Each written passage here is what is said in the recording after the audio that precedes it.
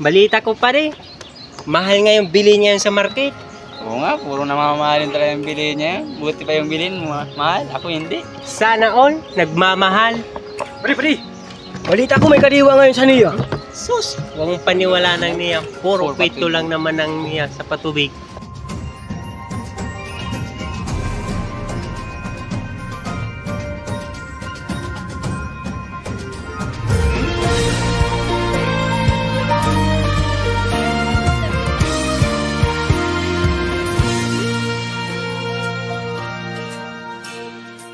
Pep, pwede bang sumingit? Kwentuhan namin kayo ng usaping patubig at ano nga ba ang nagawa ng niya sa larangan ng operasyon? Gusto niyo bang marinig ang kwento? Tara, biyahe tayo. Magandang umaga mga kabayanihan. Ako si Engineer Gemma Rodriguez. Kami ang Engineering Operations Division. Dadalhin namin kayo sa biyaheng niya Region 5. May libreng bigas po ba yan, ma'am?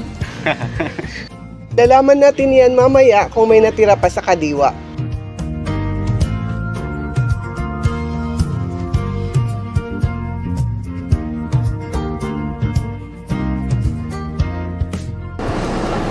Kuya, tara na. Nang masimulan na natin ang kwentuhan. Fasten your seatbelt. Hello guys! Mauna ako ha? Ako si Engineer Eduardo Balondo, ang head ng equipment section ng NIA Region 5. Kung gusto niyo pa makita mga nagawa namin, watch this. Ang equipment section ay mahalagang katuwang sa pagpapanatili at pagbuo ng mga proyektong pang-irigasyon. Merong 32 heavy equipment units na ginagamit para sa desilting, excavation at restoration activities para sa buong rehiyon. Maayos na na-maintain ang 7 excavators at 6 na service vehicles ngayong taon upang siguraduhin ang epesyente at ligtas nitong operasyon. Sa ilalim ng refleeting program, ang Region 5 ay nakatanggap ng 7 mini dump trucks, 4 na backhoe loaders, 1 motor grader, 2 self-loading trucks, 1 Tamaraw FX at 1 coaster. Nagsagawa rin ng road safety at operational training para sa mga heavy equipment operators upang masiguro ang tamang paggamit ng mga kagamitan at maiwasan ang aksidente nito. Marahin na aga sa Induga Boss. Ako si Engineer Marivic R. De Lima, head ng Construction Management Section. Manood at matuto. Sa Construction Management Section, tuloy-tuloy ang pagpapatupad ng mga infrastruktura para mas mapalawak at mapabuti ang serbisyo sa irigasyon. Sa taong 2024, matagumpay na nakumpleto ang 180 irrigation projects.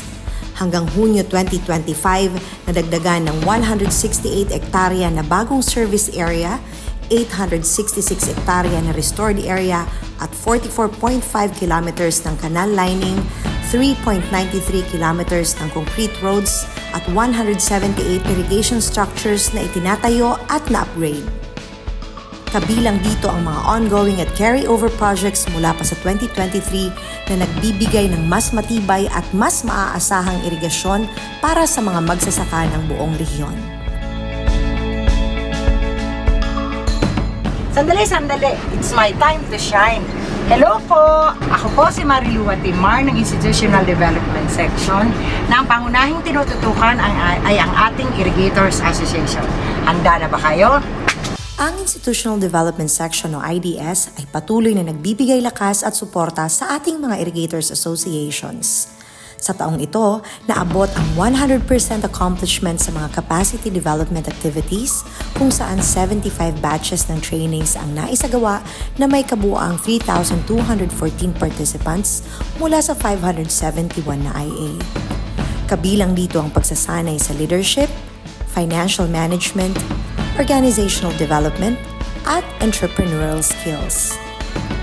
Nakapagpatayo rin ng mga kooperatiba kagaya ng Malinaw Albay Agriculture Cooperative, Busay Allied Farmers and Entrepreneurs Agriculture Cooperative, Pandan Farmers Agriculture Cooperative, Camarines Norte Irrigators Agriculture Cooperative, at Irusin Irrigators Agriculture Cooperative kung saan libong magsasaka ang mabibinipisyohan sa buong rehiyon. Nagkaroon ng kolaborasyon sa iba't ibang ahensya kung saan 117 irrigators associations ang nakinabang sa TUPAD program at seeds distribution sa DOLE at TA. 200 irrigators associations naman ang nabigyan ng biofertilizer sa tulong ng DA Region 5. Ang lahat ng ito ay naglalayong mas mapalakas ang kakayahan ng ating mga magsasaka upang maging mas produktibo at organisado ang kanilang mga asosasyon. Kumusta po kayo? Pasensya na, hindi ako makakatayong matagal. Ako pala si Emma Manlangit ng Operation and Maintenance Section. Hindi ko na ito patatagalin. Panoorin natin ito. Sa Operations and Maintenance Section, ang misyon ay matiyak ang tuloy-tuloy at epesyenteng daloy ng tubig sa mga sakahan. Mula sa kabuoang 75,082 hectares na service area, operational dito ang 62,795 hectares o 84%. Para naman sa first cropping, napatubigan ang 62,760 hectares, kung saan 5,976 hectares para sa dry cropping at 27,736 naman na hektarya sa wet cropping na may kabuuang cropping intensity na 153.63%. Umabot sa 109.79 kilometro ng canals at 928 irrigation structures ang napanatili at na-repair at naisagawa ang desilting sa 11 kilometers ng National Irrigation System o NIS at 0.75 kilometers ng Communal Irrigation Systems o CIS. Gumamit din tayo ng Farmland Geographic Information System o GIS para sa mas detalyadong monitoring at mas maayos na water delivery. Ipinatupad din ang alternate wetting and drying or AWD technology at iba pang water-saving techniques para mas mapaayos ang paggamit ng tubig. Aktibo rin ang pakikipag-ugnayan sa LGUs at Department of Agriculture sa paghahanda ng planting schedule at sa tree planting activities para naman sa watershed areas upang mapangalagaan ang ating mga water resources. Hindi nagtatapos dyan ang kolaborasyon ng EOD. Sabi nga sa amin sa NIA, tuloy ang daloy. Kaya narito ang aming ways forward. Ang NIA Region 5 sa pamumuno ni Engineer Gaudencio John M. De Vera ay naglalayong patuloy na palakasin ang pakikipag-ugnayan sa LGUs at iba pang ahensya para sa mas maayos na suporta at koordinasyon para na rin sa mga programang makakatulong sa ating mga IAs. Magpapatuloy ang mga capacity building at leadership trainings para sa mga IA at kooperatiba upang mas maging organisado at empowered ang mga magsasaka.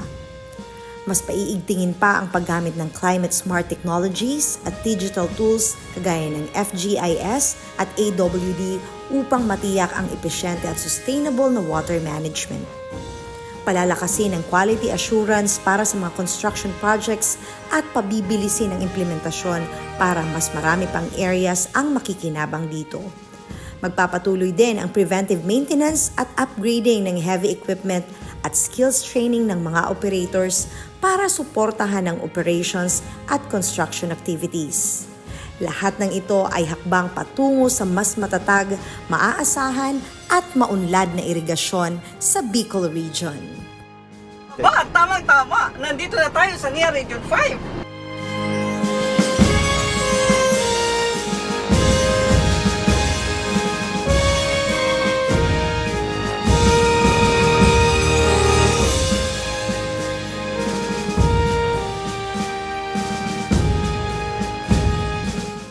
O ayan ha, nakita niyo namin ilan tayo pa itong patuloy. Ang tagumpay ng bawat seksyon ay nakaugat sa pagtutulungan. Sa ilalim ng temang Intensifying Collaborative Efforts Towards Operations Progress, Sama-sama nating lantakan landas ng masaganang maunlad na irigasyon para sa mga magsasaka ng Bicol Region. Sa dedikasyon at pagkakaisa, tiyak na higit pang mararating ang tagumpay at kaunlaran. Wow! Ganyan pala kayo sa NIA.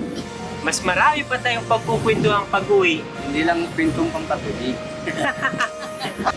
Kami ang Orados ng Operation 2025 for NIA Region 5.